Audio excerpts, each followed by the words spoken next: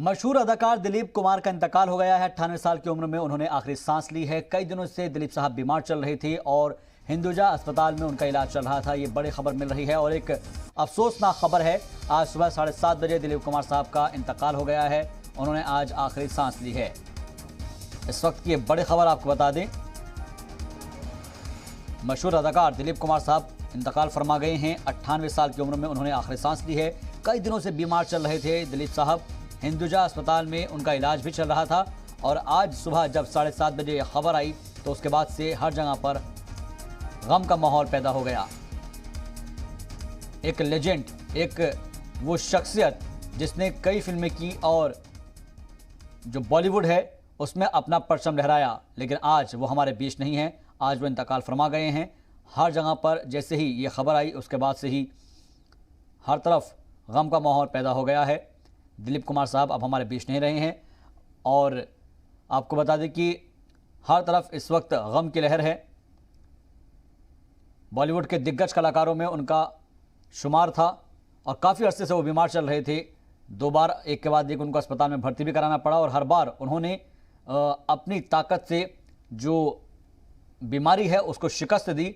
लेकिन आज एक सदी का अंत हो गया है, एक दहाई का अंत हो गया है, क्योंकि लगातार उन्होंने एक के बाद एक कई हिट फिल्मों में काम किया है।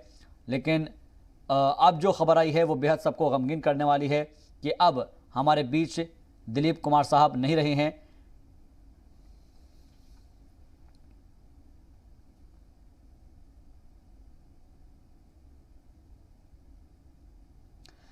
तो बॉलीवुड के दिग्गज अदाकार दिलीप कुमार साहब का इंतकाल हो गया है। वो 98 साल के थे और आज सुबह 7:30 बजे उन्होंने मुंबई के हिंदुजा अस्पताल में आखिरी सांस ली।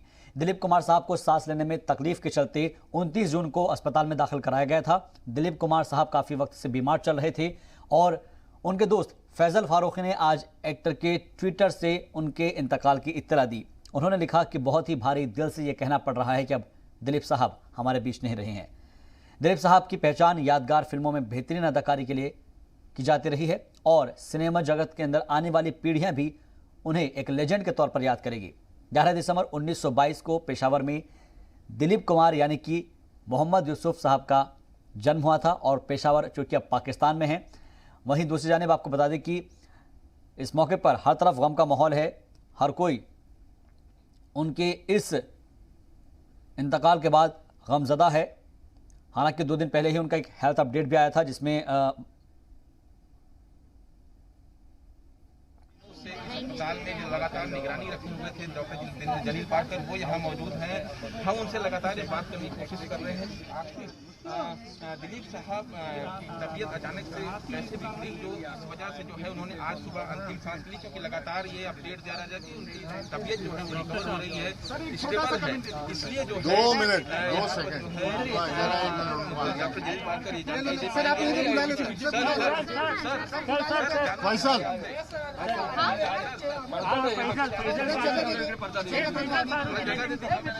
यहाँ पर डॉक्टर जलील पारकर हैं जो लगातार इलाज कर रहे थे दिलीप साहब का। पहले रिकॉर्ड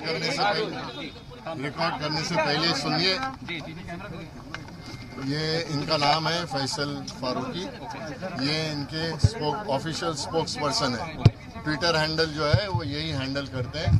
तो जो भी आप पूछेंगे मुझसे बात कीजिए और इनसे बात कीजिए ताकि एक बार ही हम सब आपको बता सकें। जी। पहले हेल्थ का अपडेट कर दीजिए। हाँ बोलिए। सर, दिलीप साहब ने आज जो है सुबह 7:30 बजे के आसपास अंतिम सांस ली। आप लगातार इलाज कर रहे थे, क्या ट्रीटमेंट क्या है? देखिए, ये वक्त नहीं है कि उनको हमने ट्रीटमेंट क्या दिया।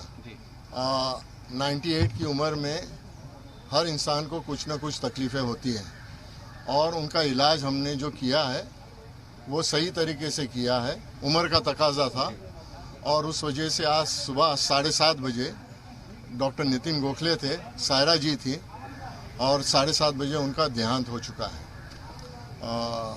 भगवान करे कि उनके आत्मा को शांति मिले। सर, बाद वो 3 जून को एडमिट हुए थे, क्या समस्याएं उनको आई थी जिसकी वजह से वो एडमिट हुए थे? और लगातार इससे पहले भी 5 जून को भी एडमिट हुए थे। देखिए, कोई देहांत होने के बाद रीजन ऑफ डेथ नहीं पूछा जाता है, ठीक है ना। थोड़ी तो इज्जत देनी चाहिए। जो इंसान का देहांत होता है। तो ये वक्त नहीं है कि क्या रीज़न है क्या नहीं है। उनको सांस की तकलीफ़ें थी पहले, तो आपको सब मालूम था। तो वो जो उसके लिए जो भी इलाज करना था उसके लिए कुछ डॉक्टर मौजूद थे जिन्होंने सब मिलकर हम लोग ने इलाज किया था। उसमें सब में पहले जो थे उनके कार्डियोलॉजिस्ट डॉक्टर नितिन गोखले थे, फिर मैं था। नितिन गोखले तो उनके मुझे लगता है 21 साल के ऊपर इलाज उनका कर रहे थे, मैं 20 साल से कर रहा था।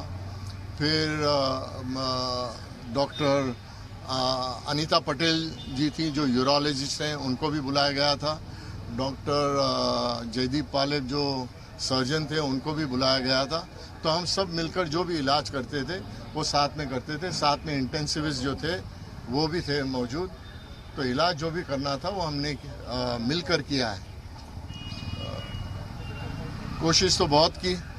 हम चाहते थे कि उनके 100 साल पूरे हों।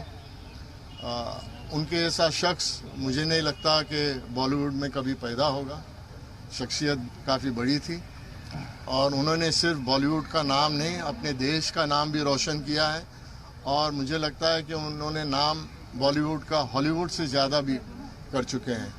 आगे की चीज़ें आपको अगर पूछनी है तो फैसल फारूकी साहब के साथ पूछिए, फिर मैं आपसे वापस बात करता हूँ।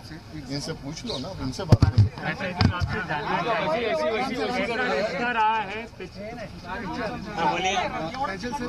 कैसा रिश्ता रहा है? कई सालों से आप उनको जानते थे, खिदमत की उनकी, क्या कुछ बताएंगे? दिलीप साहब आप जैसे जानते हैं कि एक खाली फिल्म अदाकार ही नहीं थे, फिल्म एक्टर ही नहीं थे, एक बहुत ही ग्रेट ह्यूमन बीइंग थे। और इस रिश्ते से उनकी मोहब्बत सारे देश के हर एक उस बच्चे से, बड़े से, बूढ़े से रहती थी। जिसको देश से प्रेम हो, जिसको फिल्म से प्रेम हो, आर्ट से प्रेम हो, और इंसानियत फूट फूट के उनमें भरी गई थी। इसी सिलसिले से साहब को मैंने ट्विटर पे इंट्रोड्यूस कराया, सोशल मीडिया पे उनको फेसबुक। शुरू में वो ट्विटर खुद ही पढ़ते थे और मुझको बोल देते थे रिप्लाई करना। धीरे धीरे जैसे उनकी तबीयत थोड़ा नासाज हुई तो उन्होंने डिक्टेट करना बंद कर दिया। कभी पढ़ते थे, कभी नहीं पढ़ते थे। और लेकिन उनका एक पब्लिक से, एक उनके फ़ैन से, वेल विशर से हमेशा एक कनेक्शन बना रहा। चाहे वो वॉक कर रहे हों जॉगर्स पार्क में, चाहे वो बाहर कहीं जा रहे हों एयरपोर्ट पे, तो हर जगह उनकी मोहब्बत हमेशा उनके चेहरे पे लगती थी। कोई उनसे मिल जाता था तो 5 मिनट 10 मिनट तक तो खैरियत पूछते थे। और मुझे लगता है कि दिलीप साहब जैसा इंसान इस दुनिया में आज की तारीख में, और हो सकता है आगे भी आना, बहुत मुश्किल है। सायरा जी की स्थिति क्या है? सायरा जी, आपको मालूम है सायरा जी दिलीप कुमार को, मुझको लगता है जब से वो पैदा हुई हैं वो दिलीप कुमार से मोहब्बत करती थी। और सायरा जी की ऑफिशियली उनकी 55 साल की ज़िंदगी जो as a husband and wife जो उन्होंने साथ में गुजारा है वो एक मिसाल है। फैसल जी, आगे की क्या प्रक्रिया होगी? यहाँ से दिलीप साहब का जो पार्थिव शरीर है क्या उनके घर पर ले जाया जाएगा? जी, अभी वही फैमिली और हम लोग सब लोग बैठे हैं ऊपर। कुछ ही देर में हम आप लोगों को इत्तला कर देंगे।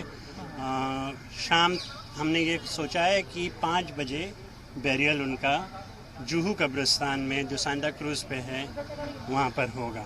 क्या उनका अंतिम दर्शन के लिए उनके घर पर रखा जाएगा? क्योंकि काफ़ी फेमस थे, बॉलीवुड के आइकॉन्स हैं, राजनीतिक जगत के लोग उनके फैंस हैं। ये मैं आपको इत्तला कर दूंगा। अभी वो बात चल रही है और ट्विटर पे भी मैं आपको अपडेट कर दूंगा। ठीक जी, थैंक यू सो मच। शुक्रिया, थैंक यू। Thank you.